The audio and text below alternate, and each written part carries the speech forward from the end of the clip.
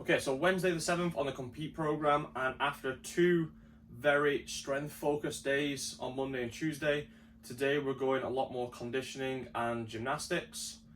So you're starting the session with these fun intervals: row 250, 220 for the girls, 10 burpee box get-overs on the high box, and then row the same distance again. Work one-to-one with a partner of similar-ish fitness, and then you're doing 6 sets of that with a time cap of 3 minutes. So that means you need to basically be able to do 1 minute per movement.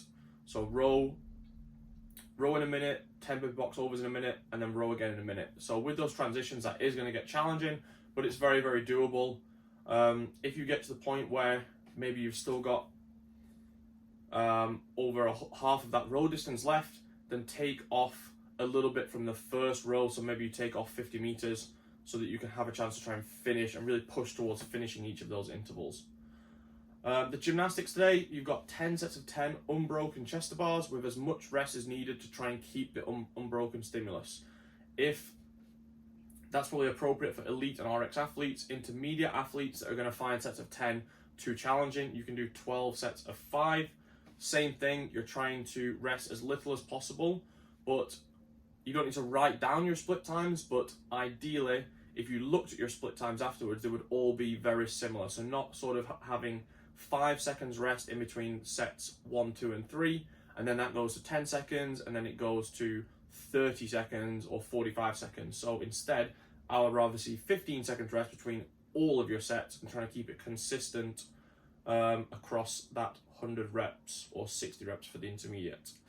You're then going to go into this deceivingly hard EMOM support hold tuck-ups into bar support into strict dips. So in total, that is 20 to 25 seconds of support hold every minute. So it's going to get really challenging. So definitely kind of scale back those reps if needed.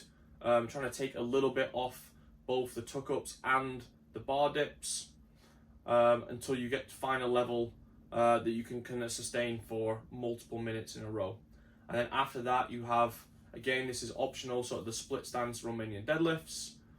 And then we're going into some more posterior chain, this lower back tolerance work with the hinged sandbag hold, and then finishing with some quality core work.